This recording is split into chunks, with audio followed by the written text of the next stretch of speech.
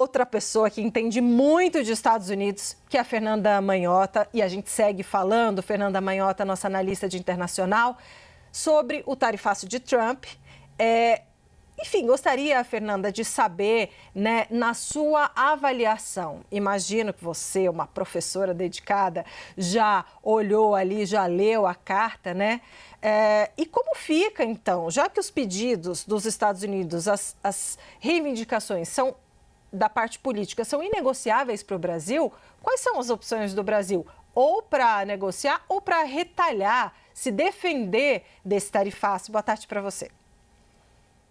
Boa tarde, Débora, Yuri, a todos que nos acompanham no 360 e mais um dia, no mínimo, animado, né, no campo das relações bilaterais. Olha, Débora, essa última manifestação mais recente e vários dos produtos que nós acabávamos de discutir aqui, ficando no regime de exceção, então não sendo diretamente impactados pela tarifa, já causam um certo alívio coletivo, sobretudo nos setores produtivos.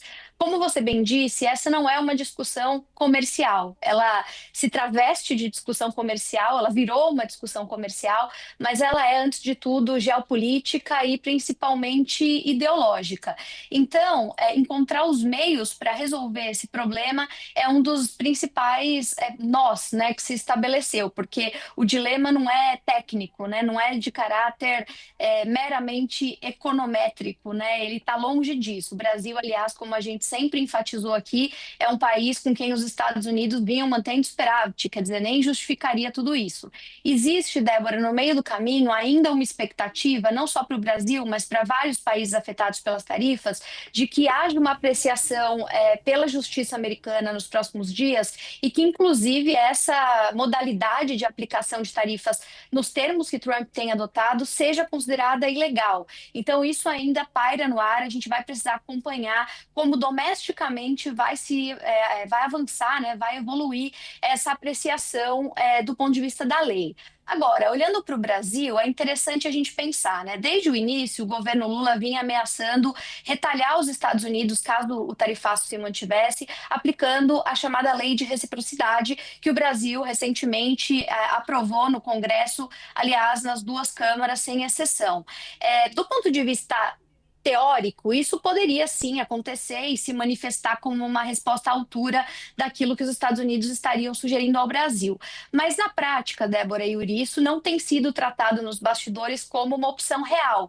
Isso porque representaria para a maioria dos interlocutores, né, tanto aqui quanto nos Estados Unidos, uma escalada desse conflito que já está em um nível sem precedentes. Daí a gente passa para as próximas opções, quer dizer, se o Brasil decide não ir para o vale tudo da retaliação na lei da reciprocidade, o que resta em cima da mesa? Hoje, nesse momento, existem ainda 3 opções que a todo momento são revisitadas a depender do cálculo político. A primeira delas, eu vou da mais, digamos, dramática a menos dramática, é a imposição de algum tipo de quebra de patentes afetando diretamente a propriedade intelectual dos Estados Unidos, principalmente no setor farmacêutico.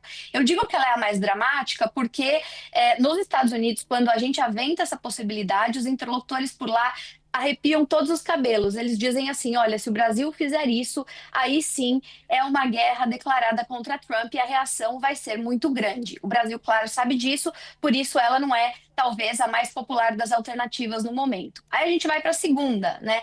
A segunda seria algum tipo de retaliação mais específica ligada às big techs. Isso também já tem sido aventado. Em alguns momentos surgiram ali opções, cartas na mesa relacionadas a isso, mas também não me parece a alternativa prioritária nesse momento. E aí chegamos na última, a menos dramática, ainda que sinaliza politicamente o incômodo do governo brasileiro, mas sem talvez criar esse tensionamento adicional, que é agir mais ou menos como o Brasil, do próprio presidente Lula, agiu lá em 2008 na crise com os Estados Unidos, no caso, na época do algodão.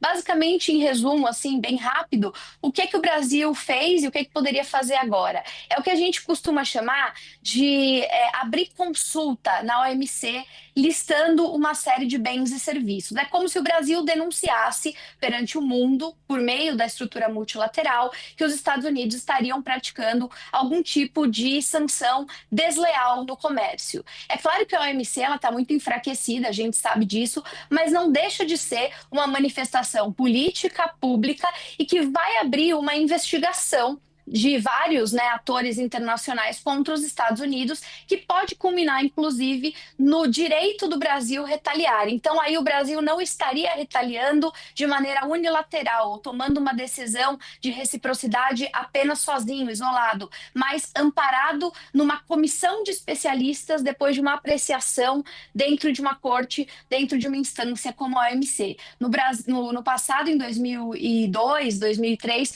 o Brasil ganhou, inclusive, dos Estados Unidos, ganhou o direito na época de sancionar o que se acusava serem subsídios ilegais contra o algodão, e eu entendo nesse momento, conversando com interlocutores, que até pela flexibilização que aconteceu nessas últimas horas em relação aos produtos da pauta mais importantes, a gente talvez deva apostar numa saída como essa. É improvável que o Brasil não faça nada, mas talvez opte por uma saída desse tipo, e aí eu concluo dizendo que, entre outros fatores, porque os setores produtivos de Brasil e de Estados Unidos, né, o setor privado, está pesando forte para que o Brasil seja comedido na hora de impor essa retaliação. Então, se sair uma coisa muito mais dura, é porque o setor produtivo foi deixado de lado. Se sair algo mais brando, como a gente acha que vai acontecer, é porque o setor produtivo de lá e de cá foram centrais nessa tomada de decisão, Débora e Yuri.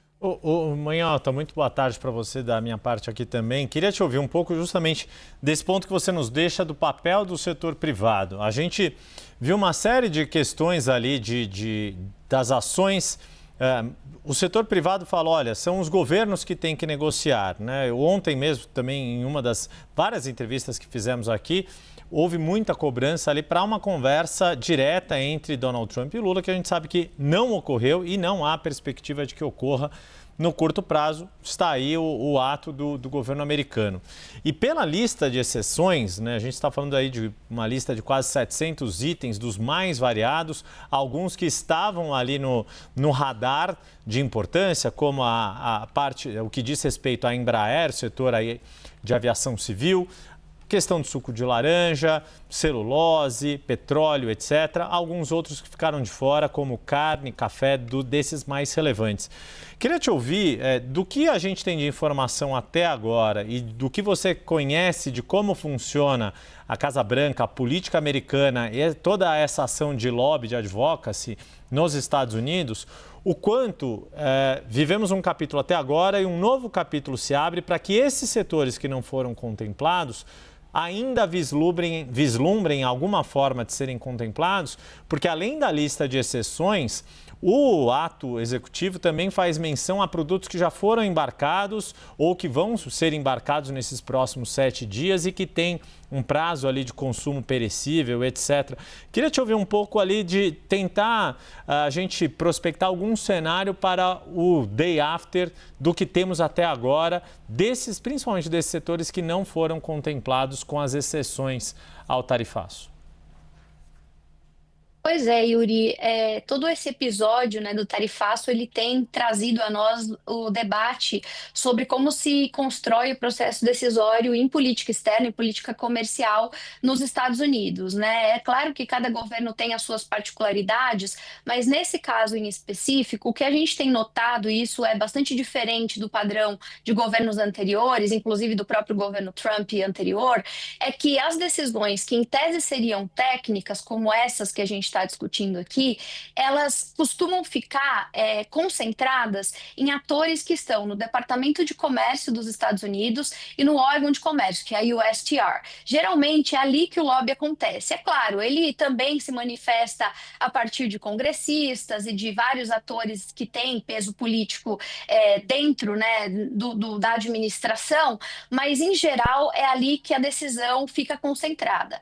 Nesse caso do tarifaço, não só do Brasil, mas mas de todos os que foram anunciados, todos os países que foram anunciados nesse início de novo governo Trump, basicamente as estruturas tradicionais estão alijadas do processo. Elas estão negociando circunstancialmente interesses setoriais ou mantendo diálogo com quadros técnicos dos países, mas a palavra final tem sido dada não só pela Casa Branca, mas no máximo pela Casa Branca e alguns atores do Departamento de Estado. Então a gente tem um deslocamento do fluxo padrão e até uma certa dificuldade de adequação comportamental dos atores políticos e econômicos, porque eles estavam habituados a operar em estruturas que não estão sendo funcionais nesse momento.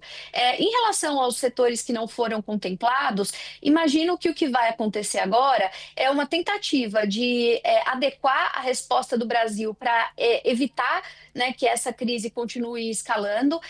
Os Estados Unidos, inevitavelmente, não iriam recuar nesse momento, porque o leverage, essa é a leitura que se faz no mundo da análise de risco político, está favorável aos Estados Unidos. Os Estados Unidos estavam no momento em que isso lhes favorecia e, portanto, talvez num próximo momento, numa próxima rodada, novas exceções possam ser negociadas com maior flexibilidade. Eu diria que, nesse momento, a dificuldade vai ser entender quais vão ser as possíveis condicionalidades econômicas que vão satisfazer, de alguma maneira, incômodos políticos. Porque, no final do dia, como a Débora estava dizendo, até agora, o que os Estados Unidos sinalizaram em termos de contrapartidas, né? Os Estados Unidos sinalizam um incômodo permanente do fato de que o Brasil tem se aproximado de outros players do mundo, num movimento geopolítico alavancado pelos BRICS. Então, esse é um problema que os Estados Unidos elencam. Segundo problema, a forma como estaria sendo tratado o ex-presidente Jair Bolsonaro. E o terceiro problema, a forma como o Supremo Tribunal Federal lida com as Big Techs no contexto de aplicação da lei de regulação, né, da internet aqui relacionada às mídias sociais. São 3 tópicos de absoluta nebulosidade negocial, quer dizer, nenhum deles é de matéria comercial, econômica, e todos eles esbarram em conceitos, práticas e princípios da política internacional e doméstica que dificilmente seriam levados a uma mesa de negociação concreta. O Trump provavelmente sabe disso também. Agora, na segunda fase dessa negociação é que deve aparecer alguma coisa mais tangível. O que nesse momento nós temos de pista, a única pista que apareceu até agora sobre o que podem querer os americanos é discutir terras críticas e minerais raros. Se o Brasil está disposto a abrir esse diálogo, são outros 500. Mas eu entendo, e resumindo a ópera, que nós primeiro precisamos rever as práticas de lobbying, redirecionando para esses novos atores que agora tomam decisão, e 2, esperar que haja uma desescalada para aí endereçar os novos produtos, buscando por essa barganha mais objetiva. Muito obrigada, por enquanto, Fernanda Manhota, pelas suas análises nesse momento, né, tão crítico aqui para a economia e também para a diplomacia brasileira. Obrigada, Manhota.